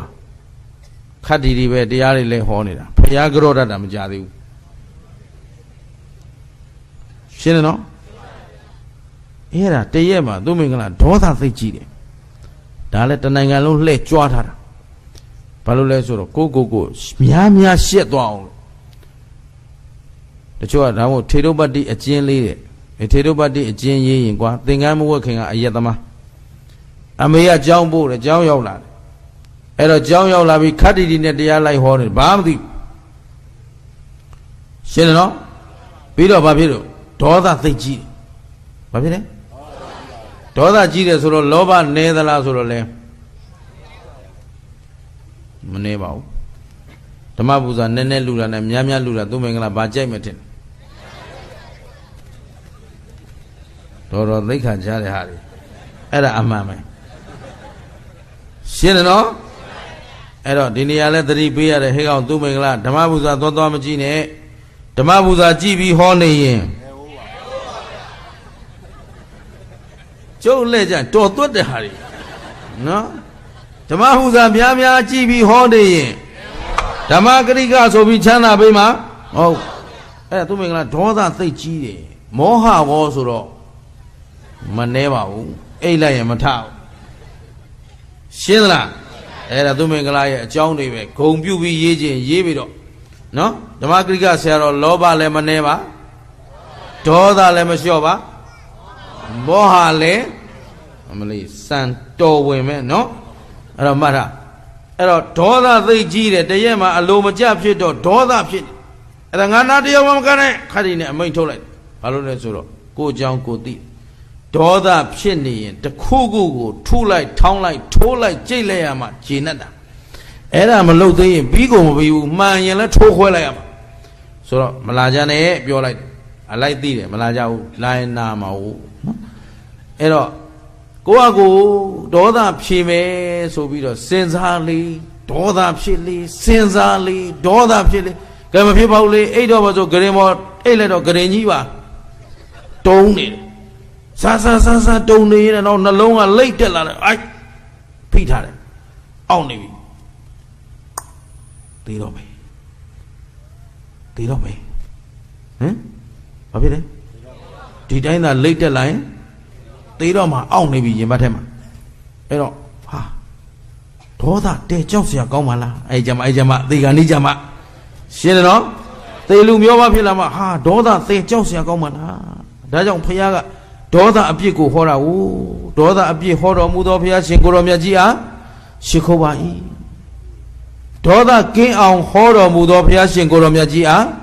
ရှိခိုးပါ၏လို့နှလုံးသွင်းလိုက်တော့မှဒေါသပြေးသွားတယ်ဒေါသပြေးတော့ဘယ်လိုဖြစ်တော့ဒေါသဖြစ်နေတဲ့လူကပူလားအေးလားချမ်းသာသလားဆင်းရဲသလားနုညံ့သလားခက်ထန်သလားအဲ့မှာစိတ်နှလုံးလေးနူးညံ့ပြီးအေးသွားဟာโอเคအဲ့တော့မှထားတယ်ပြီးတော့ကျေးဇူးကြည်လိုက်တယ်ဘုရားဒေါသအပြစ်ကိုပြတော်မူသောဘုရားရှင်ကိုတော်မြတ်ကြီးအားရှိခိုးပါ၏တစ်ကြိမ်ဒေါသကင်းအောင်ဟောတော်မူသောဘုရားရှင်ကိုတော်မြတ်ကြီးအားရှိခိုးပါ၏နှစ်ကြိမ်ဟုတ်ပြီနော်ကိုယ်တိုင်ဒေါသအပြစ်ကိုသိလိုက်ရတော့ကိုတောင်တလောက်သိနေရင်ကိုထက်သိတဲ့ဘုရားသည်ဒေါသကိုသူ့တဏ္ဍာမှာခြံထားပါဦးမလားလမ်းမြင်လာတဲ့ဘုရားကုံကိုအဲ့တော့မှဒေါသကင်းစင်တော်မူသောဘုရားရှင်ကိုတော်မြတ်ကြီးအားရှိခိုးပါ၏အရသာရှိတာအဲ့ဒီကျမ်းမှာဘုရားကြောဘူးလားမကြသေးဘူးရှင်းလားဆရာတို့အဲ့လိုကျေးဇူးသိပြီးဘယ်နှခါကြောဘူးပြီ60ကျော်80ကျော်ကြီးတွေမပါဘူးလားအဲ့လိုလေးကျေးဇူးသိပြီးတော့ဘာတို့ရှင်းလားဘုရားဘလို့ကြောအမှတော့မသိဘူးဆိုဒါဗုဒ္ဓဘာသာဝင်လို့ပြောလို့ကျင်တတ်သလားဒါဖြင့်တို့မှချွတ်ယွင်းနေပြီပျက်စီးနေပြီဆိုတာမသိကြဘူးလားဒါဖြင့်သာသနာလဲပြည့်နေတယ်ပြောသာသနာလဲလူမျိုးဒီတိုင်းပဲထားမလားဘာလို့မလဲရင်မနော်ကျင်တတ်သလားကဲငါတို့ကိုးကွယ်နေတာဘုရားရဲ့ဘာလဲအဆုံးမဘုရားဟာဝါရရှင်လားအဆုံးမရှင်လားအဲ့တော့ဝါရနောက်လိုက်ပါလားအဆုံးမနောက်လိုက်ပါလားဘုရားအဆုံးမထဲမှာတထေးအတွက်အဆုံးမဆင်းရဲသားအတွက်အဆုံးမဂုံရှိတဲ့လူအတွက်အဆုံးမဂုံမရှိတဲ့လူအတွက်အဆုံးမတကြွန်အတွက်အဆုံးမရဲ့လို့ခွဲထားသလားတပြေးညီဆုံးမထားတာလားကောင်းတာလို့ရင်မကောင်းတာလို့ရင်ရှင်ဘုရင်ကြီးမကောင်းတာလို့လဲမကောင်းချိုးပဲပေးမှာဆင်းရဲသားကကောင်းတာလို့ရင်ကောဘယ်လိုက်ချင်းဒါဝါဒလားအမှန်တရားလားအဲ့ဒီမှာဝါဒအကြောင်းသိအောင်ပြောမယ်နော်တူတူလေးပဲအချိန်ရမရှိတော့အဲ့တော့ဘုရားရှိခိုးတော်မြတ်ကြီးရှိစဉ်သာဝတိပြည်ဇေတဝန်ကျောင်းတော်မှာသတင်းသုံးနေသောဝင်ဂီသဆိုတဲ့ပုံနာတစ်ယောက်ရှိတယ်ဘယ်သူလဲအဲ့ဒီပုံနာကပေါ့တော့မဟုတ်ပရပိုက်မကမွေးတာသူ့အဖေဘက်ကဝါဒ900ကျွမ်းကျင်ဘယ်လောက် အဖေဘကအမေဘကလည်းဝါဒ900ဆိုတော့သူကဝါဒ1000နိုင်နေတယ်ဘယ်လောက်အဲ့တုန်းကဝါဒရှင်တွေဟာအသီးသီးသူ့ဝါဒနဲ့ကိုယ်ဝါဒပြိုင်နေကြတယ်ဘာလို့နေကြလဲဘာတွေပြိုင်နေသေချာလုံးတော့တို့ဖရာအဆုံးမမှာပြိုင်เสียပြိုင်ဘက်ကောမရှိဘူးဘာဖြစ်လို့လဲဝါဒမဟုတ်လို့သေချာပြောရှင်းသလားဖရာအဆုံးမမှာညင်းချက်ထုတ်เสียမရှိဘူးတကယ်ဆိုရင်တရားဟောလဲဘယ်သူမဆိုလွတ်လွတ်လပ်ဟောပိုင်ခွင့်ရှိတယ်နာတဲ့လူကကိုယ့်အကိုဆင်ကျင်ပြီးနာဖယားငါပြောတယ်ဆိုပြီးတော့တောင်းမယုံနဲ့ရှင်းလားသဘောပေါက်သလားရှင်းတယ်နော်လောကမှာမတတ်အပ်တဲ့ပညာမရှိဘူးအဲ့တော့အခုအားလုံးသိထားမှာငါတို့ကိုးကွယ်နေတဲ့ဖယားသည်ဝါဒရှင်လားအဆုံးမရှင်လားဒါဖြင့်ကဲတင်ရှင်လားလမ်းပြသူလားကိုလမ်းကိုလျှောက်ကိုသမိုင်းလျှောက်တဲ့လူရောက်မယ်ဘာလဲနိဗ္ဗာန်လမ်းကိုလျှောက်ရင်နတ်ပြည်လမ်းကိုလျှောက်ရင်ငရဲလမ်းကိုလျှောက်ရင်ဘယ်သူလျှောက်တဲ့ပေါ်မူတည်တာလဲဘယ်သူမပြုတ်ဘယ်သူကိုဘယ်သူအားကိုးရမှာလဲရှင်းသလားသူတကာကပို့မှာလားကိုလန်းကိုလျှောက်ရမှာလားကြိုက်တယ်လို့ရှင်းလားဖယားကဲမှာလားကိုကဲရမှာဖယားကဲတာနဲ့ကိုယ့်အကိုကဲရတာဘယ်ဟာကောင်းလဲဒီသာမခုံနဲ့နော်30ပေးပြီး9000ရောက်ရကျင်တာဟာတရားသလားမတရားဘူးအဲ့ဒါအချောင်သမားရဲ့အကျင့်ဘာအကျင့်ဖြင်းသောညံ့သောနှုံသောပုဂ္ဂိုလ်များ၏အလုပ်ရှင်းလား9000ရခြင်း9000တန်တဲ့အလုပ်ကိုလုပ်ပါ9000တန်တဲ့အလုပ်ကိုလုပ်ပြီးမှ9000မပေးရင်တော့တွေ့ထလိုက်သူ့ဝင်ကလာတော့လာကြောလို့တော့မရဘူးဒါလှုပ်ထိုင်းရင်ဒါပေးမပေးရင်မင်းနဲ့ငါနဲ့တွေ့ပဲမလှုပ်ဖဲနဲ့လည်းဘာမှလာမပေးနဲ့ဘာတစ်ခုမှမလုပ်ချင်ဘူးရှင်းလားရှင်းသလားကောင်းပြီအဲ့ဒါကြည့်ဝါဒရှင်ဝါဒဘလောက်ပိုင်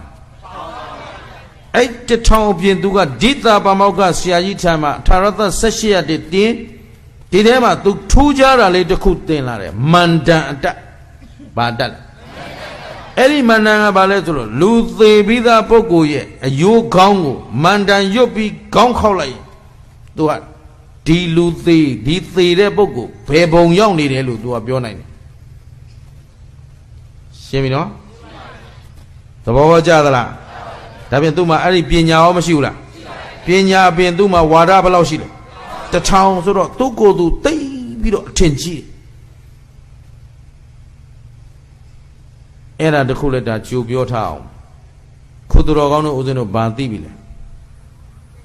ဘာမှမသိသေးဘူးသိအောင်ကြိုးစားလေဥဒုပင်္ဂလာလဲ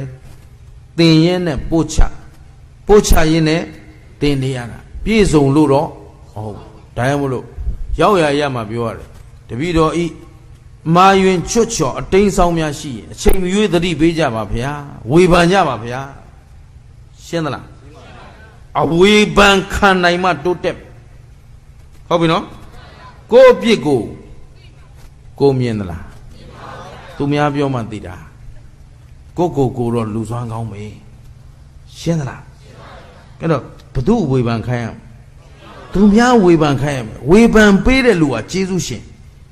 အပြစ်များပြောလေကျေးဇူးကြီးလေရှင်းလား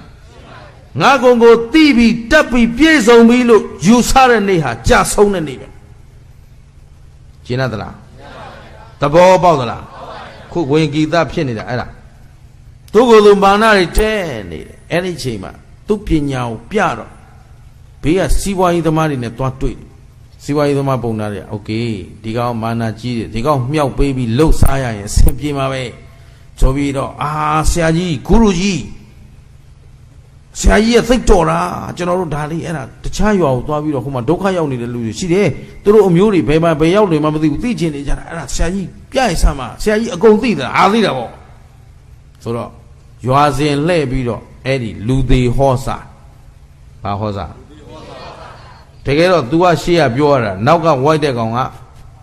ဝိုက်သွားတာကျင်တတ်သလားပုံသားတွေကလှုပ်ရှားတယ်အဲ့တော့ခေါင်းခေါက်လိုက်ဒီပုဂ္ဂိုလ်ကငရဲသွားပြီဒီကောင်ခေါက်လိုက်ဒီပုဂ္ဂိုလ်ကပိတ်တာဖြစ်နေတယ်ခေါင်းခေါက်လိုက်ဒီကောင်ကနတ်ပြည်မှာဘယ်ဘုံမှာတာဝရိန္ဒာယာမတုတ်တိတနေမနတတိပြောနိုင်တယ်အဲ့တော့အဲ့ဒါလှည့်ရင်းနဲ့ဒါကဝင်ဂီတကရာဇကြိုကဖျားကဘယ်မှာနေလဲဆိုတော့သာဝတိမှာနေကောသလတိုင်းထဲမှာဘယ်မှာနေလဲ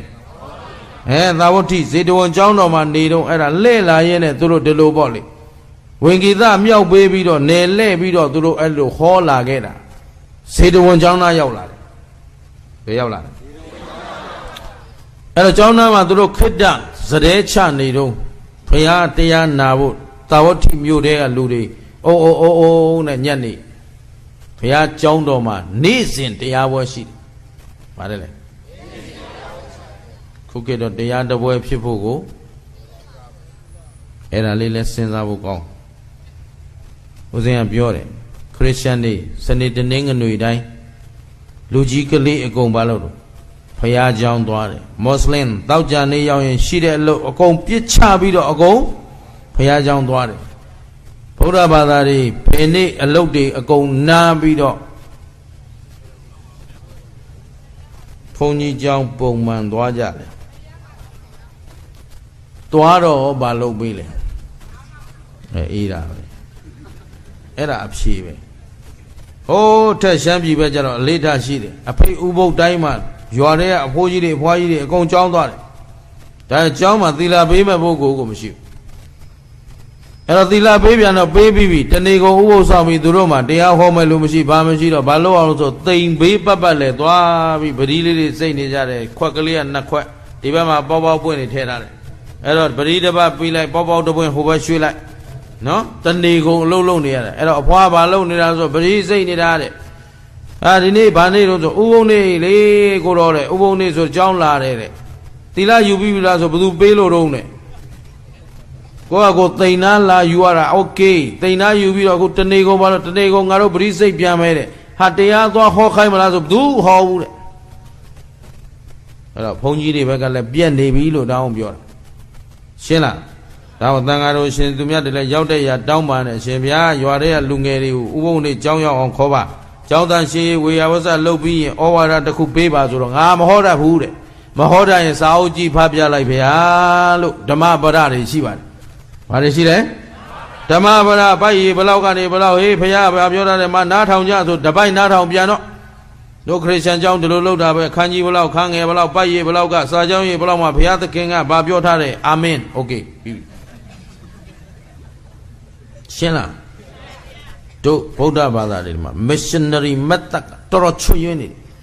အားလုံးက very lazy club ဖြစ်နေနော်ကိုတော့ပသိမ်မှာ emperor ရှိတယ်အခုတော့လောလောဆယ် lazy club ဟမ် lazy club ဆိုသိပ်ပြင်းတဲ့လူတွေပဲဘုန်းကြီးကလည်းဘုန်းကြီးပြင်းတိတ်စင်ပြူးတယ်နဲ့မနေ့ပြန်မှာပါမပူပါနဲ့ဟမ်ယဟန်ကသူ့ဂုံဘုံနဲ့သူစာပီအိတ်နေဘိခဝေတေရင်ဘယ်နတ်ပြည်မှာမတက်ဘူးတဲအိုးထွက်သွားမှာရှင်းလားပက်လက်ဆိုမှတော့ပိဿာသေးတာခမညာကျင်းသလားဂိုင်းရှိစီဟုတ်ပါဘုရားကျောင်းတော်ကိုညနေတိုင်းတရားပွဲသွားတော့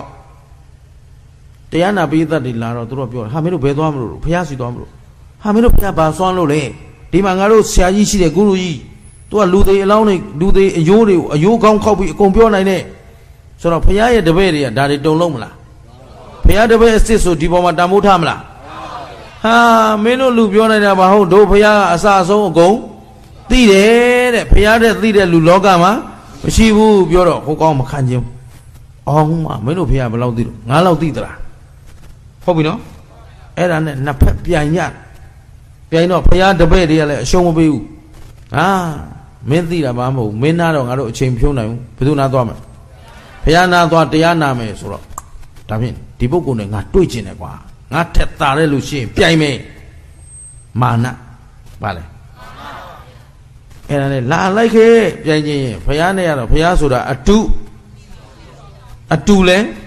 ဖះကိုဘယ်သူတုလို့ရတော့ပြိုင်ဘက်မရှိဆိုသူလာတော့မယ်ဆိုတာနဲ့ဖះကလည်းကြိုသိထားတယ်ဒီနေ့ဝင်ဂီသလာလိုက်မယ်ကြိုသိတယ်သိတော့ကြိုပြီးတော့အယိုးကောင်းနေအပယ်သွားတဲ့ခေါင်းတစ်ကောင်တလိษံဖြစ်တဲ့ခေါင်းတစ်ကောင်ပိဋ္ဌာဖြစ်တဲ့ခေါင်းတစ်ကောင်နတ်ပြည်သွားတဲ့ခေါင်းတစ်ကောင်ဘယ်နှကောင်ရှိသွားလဲ၄ကောင်နောက်ထပ်ယဟန္တာခေါင်းတစ်ကောင်ဗာလဲခေါင်းဘယ်နှကောင်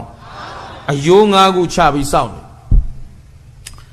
ဝင်ဂီတလာပြီသူပြေးတယ်လာတွေးကြသေးတယ်ဗောမင်းတို့ဖေကဘာစွမ်းတယ်ဘာညာဗောလာတော့ဖះရှိရောက်တော့ဝင်ဂီတလာသလားမမကျမ်းပါသလားချမ်းသာသလားအလားပါသလားပါလောကဝတ်နှုတ်ဆက်ပြီးတဲ့အချိန်မှာဝင်ဂီတတဲ့မင်းသရင်တဲ့ချီးတယ်ကွာတဲ့တော့ပြိုင်မဲ့လူကလာပြီးတော့ချီးချူးလိုက်တော့သူဘာဆက်ပြောမှမသိဘူးနော်မင်းတော်တော်နာမည်ကြီးတဲ့လူပဲတဲ့မင်းအယိုးကောင်းခောက်ပြီးတော့သွားရဘုံဘဝပြောနိုင်တယ်ဆိုတာဟုတ်သလားတဲ့မမဒါဖြင့်မင်းအကုန်ပြောနိုင်သလားပြောနိုင်ပါတယ်ဖေ။ကဲပြောနိုင်ပြောသမ်းကွာနံပါတ်1ခေါင်းခောက်ကြည့်မန္တရွတ်ကြည့်လိုက်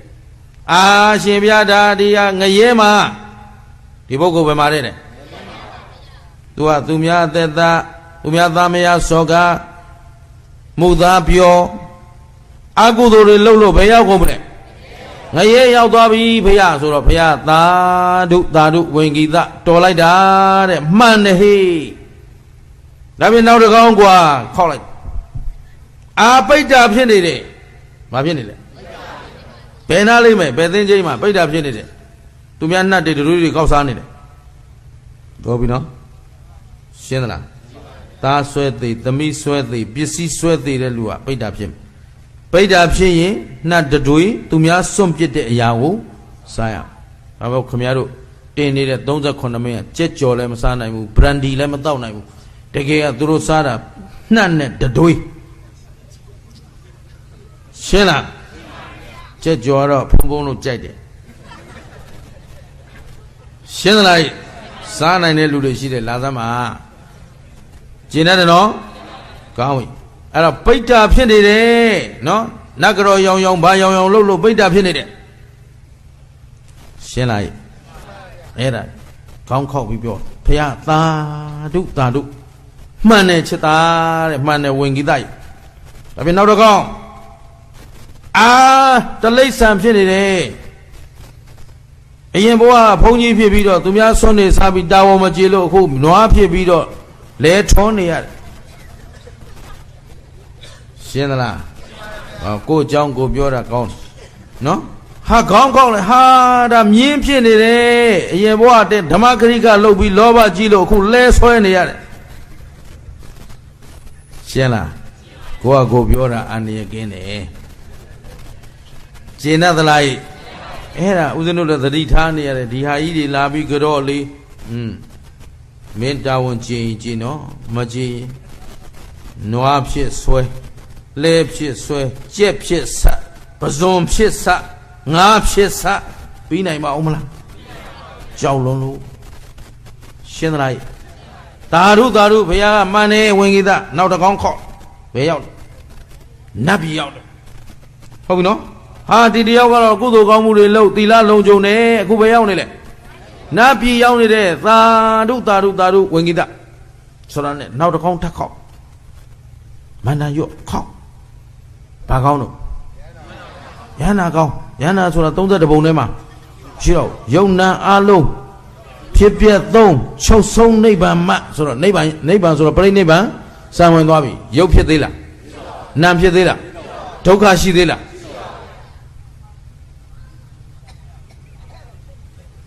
message ရောက်မလား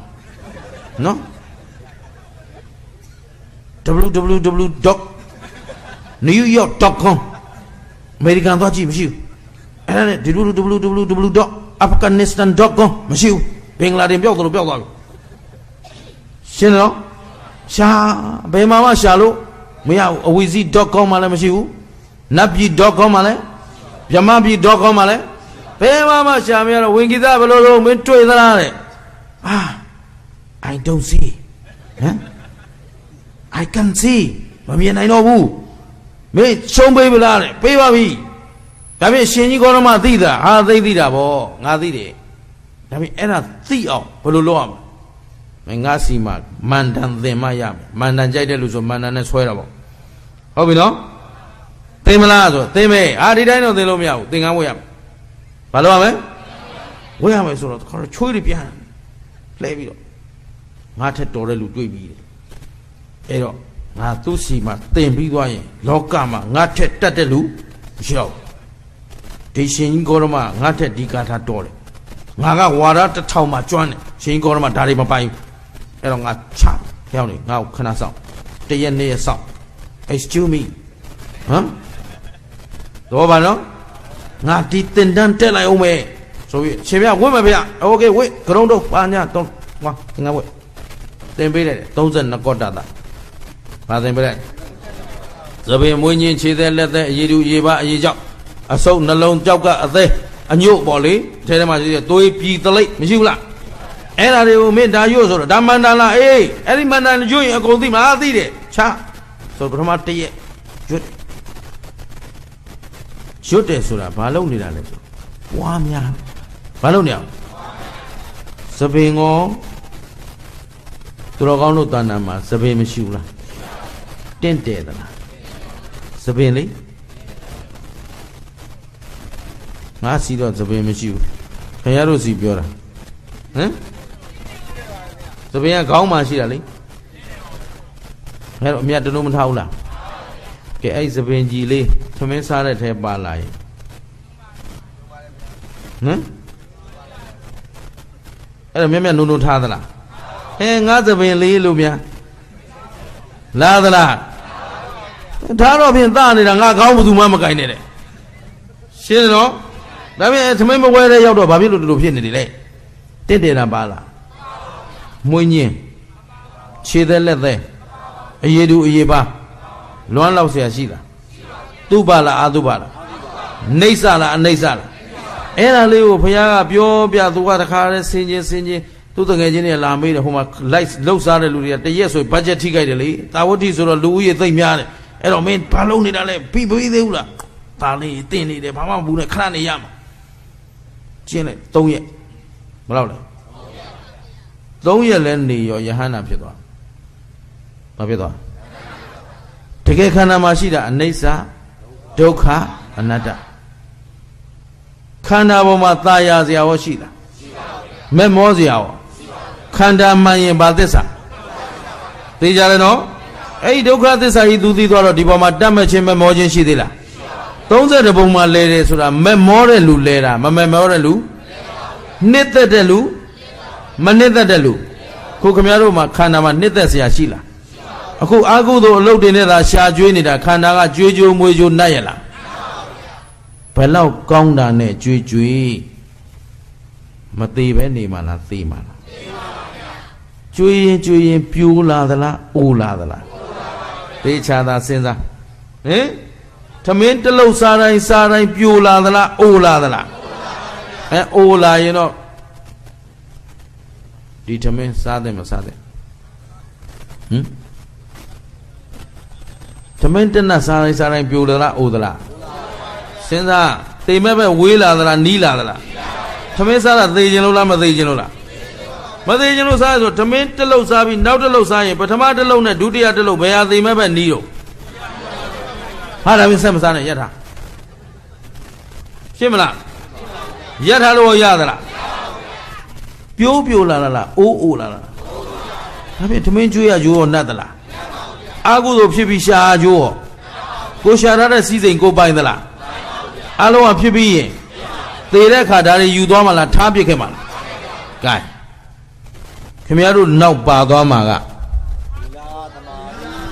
မသိမ့်သေးဘူးအလကားချထားတာမဟုတ်ဘူးဒါဘာလို့ ပြန်ပြောဥစ္စာရဏပါမလားစီစိန်ယာရုအိုးရင်တိုက်တာသားတွေသမီးတွေဒါဖြင့်သိချစ်လာတဲ့ခင်မောတယ်မဘသူပါလာမလဲဘသူမှမပါဘူးပါမာကသီလသမာဓိပညာရှင်းသလားဒါလေးကြိုးစားလိုက်တော့ဝင်ကိသကျွတ်တန်းဝင်သွားတယ်ဝါဒဇွဲတွေကျွတ်သွားတယ်ရှင်းသလားတို့ကလည်းဝါဒနောက်လိုက်ရမလားအဆုံးမနောက်လိုက်ရမလားဘုရားရှင်ဆုံးမထားတာဒီဝါဒတွေလားအမှန်တရားတွေလားလူသားအလုံးအတွက်မှန်တယ်ရှင်းသလားဘယ်လိုပုဂ္ဂိုလ်မျိုးဖြစ်ဖြစ်မှန်တယ်ရှင်းသလားဒါဖြင့်ဘုရားရှင်သည်ငါတို့ဤပါလေယေရှုရှင်လမ်းပြသူဘာလို့လဲအဲ့တော့ငရဲသွားတဲ့လမ်းကောမရှိဘူးလားကိုဝင်ဂီတအသက်သိထူသွားပြီးငရဲသွားတဲ့လူရှိတဲ့ပိဋ္ဌာသွားတဲ့လူရောဟာတခါတလိ္ဆန်ဖြစ်တဲ့လူရော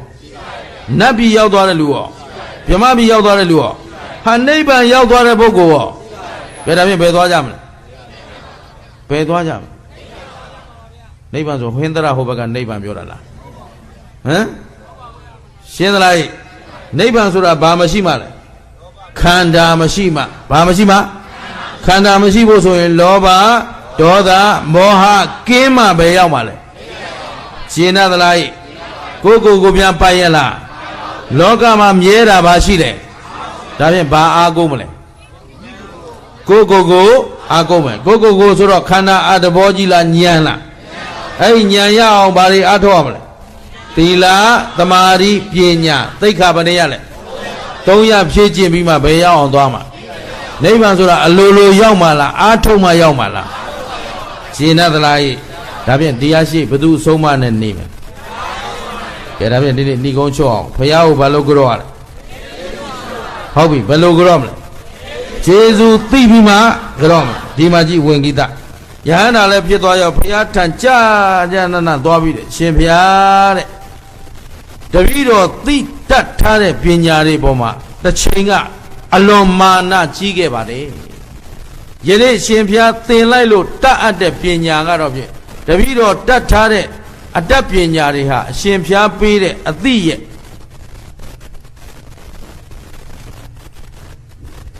အပုံ1000ပုံတပုံလည်းမမိဘူးအပုံ3,000ပုံတပုံလည်းမမိဘူးအလွန်ကျေးဇူးများပါတယ်ဗျာတဲ့တပည့်တော်ဝိဒုက္ခအပေါင်းကလွတ်ပါပြီအရှင်ဘုရားကြီးကျေးဇူးဂုဏ်ကိုပူဇော်ပါ၏ဆိုပြီးအနုအညွတ်အဲ့ဒီကြမှာကြော့လေဝင်ဂီတဘလို့ကြော့လေကျေးဇူးသိအနုညွတ်ပြန်မပြောနဲ့လေဘယ်လိုကြော့လဲကျေးဇူးသိပြီးမှလိုက်လဲကြော့တဲ့အချိန်ဘုရားကလည်းဝင်ဂီတကိုဘွဲတစ်ခုပြန်ပေးတယ်လျင်မြန်စွာအတတ်ပညာကိုသင်ယူတတ်တဲ့နေရာမှာဤတဲ့ရှင်းသလားအဲ့တော့ဝင်ဂီတသည်ဘယ်သူကျေးဇူးသိသွားလဲငကောကတော့သူ့ကိုယ်သူမာနမကြည့်ဘူးလားသူ့ဝါဒအပေါ်မှာသူအထင်မကြည့်ဘူးလားအဲ့တော့လောကမှာဝါဒကတန်ဖိုးရှိတာလားအမှန်တရားကတန်ဖိုးရှိတာလားတကယ်တော့ကိုယ်ပိုင်ဝါဒဆိုတာရှိကောင်းသလားရှင်းသလားဝါဒနောက်ကိုလိုက်ရမှာလားအမှန်တရားနောက်ကိုလိုက်ရမှာအမှန်တရားနောက်လိုက်မယ်ဆိုဘယ်သူအဆုံးမနဲ့နေမယ်ဘုရားအဆုံးမတိုင်းဆိုသီလသမာဓိပညာဘယ်သူတွေကိုယ်တိုင်ကျင့်ရမှာကျင့်ရတယ်နော်အဲ့တော့ဒီနေ့ပြည့်နေတဲ့သာသနာကြီးကိုပြင်သင့်မပြင်သင့်ဟုတ်ပြီပြည့်နေတဲ့လူမျိုးကိုကယ်သင့်မကယ်သင့်ဘာနဲ့ကယ်သီလသမာဓိပညာဘယ်သူကိုဘယ်သူတာဝန်ယူမလဲရှင်းသလားသာသနာတရားလုံးလိုက်ပြင်နေရမှာလားကိုပြင်ရမှာလားဘာတွေပြင်မလဲသီလသမာဓိပညာဒီသိက္ခာကျင့်ရင်ဘယ်သူစကားနားထောင်တာအဲ့တော့မှဗုဒ္ဓဘာသာအစစ်ကျင့်ရတယ်နော်ဒါဖြင့်ခင်ဗျားတို့ဝါဒနောက်လိုက်မလားအဆုံးမနောက်လိုက်မလားငါတို့အတွက်ကျေးဇူးရှိတာပါလေအဆုံးမကျေးဇူးရှိတာဖယားကလည်းဘာလို့ကျေးဇူးရှိလဲအဆုံးမပေးလို့တရားကရောတန်ခါကရောမိဘကရောဆရာသမားရောကျင့်ရပြီနော်ဒါဖြင့်တို့တန်ဖိုးထားရမှာအဆုံးမရှင်းသလားအဆုံးမတိုင်းဆိုဘယ်သူကိုဘယ်သူပြင်မလဲ ကိုပြင်မယ်ဆိုကြည့်တော့ခန္ဓာဘယ်နှပါးမြဲသလားမမြဲဘူးလားဖြစ်ပြီးတော့ဒုက္ခလားဒုက္ခလားဘာသစ္စာသိတဲ့ဉာဏ်ကမဂ္ဂသစ္စာလာရင်ဒီဘက်ကလောဘဒေါသမောဟမာမာနတွေလာအောင်မလားသေတာကနောင်ခန္ဓာမလာတာကသစ္စာဘယ်နှချက်ကဤကဲ့သို့သစ္စာလေးချက်တစ်ပြိုင်တည်းကြိုက်မှသာလျင်တန်တရားဝတ်တွင်းကလွတ်ကင်းနိုင်မှာဖြစ်တဲ့အတွက်မမေ့မလျော့မပေါ့စားသောတတိမလျှော့သောဇွဲလုံးလလက်ကင်ထားပြီးတော့